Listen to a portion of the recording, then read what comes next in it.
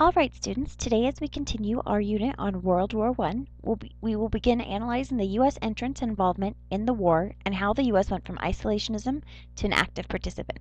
I'm going to give you a brief overview of some of the topics you'll be researching for this week's group presentations.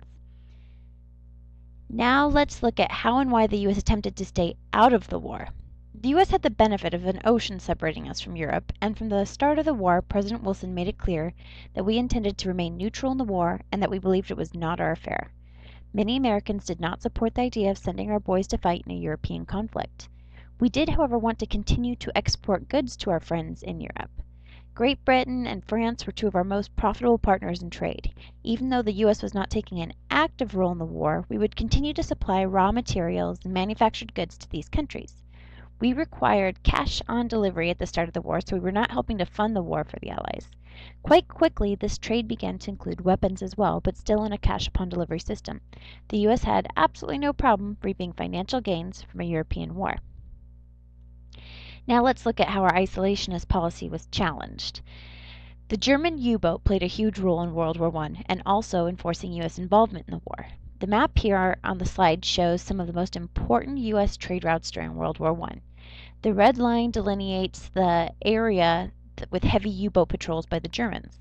As early as 1915, these U-boats began to interfere with the U.S. trade and threaten our neutrality in the war.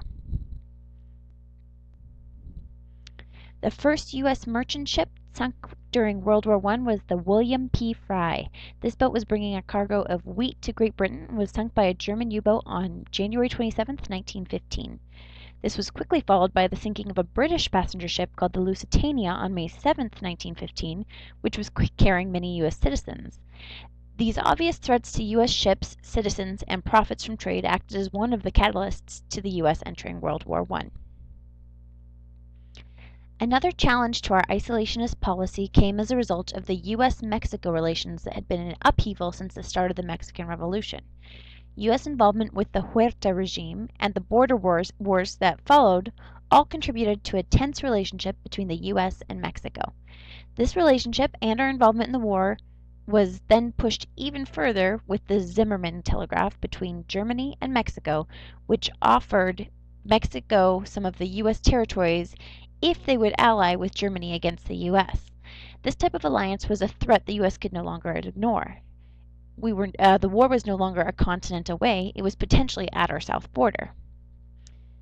These were all factors that the isolationist U.S. President Woodrow Wilson had to take into consideration in 1917. President Wilson was the 28th U.S. President elected in 1913 and then re-elected in 1916.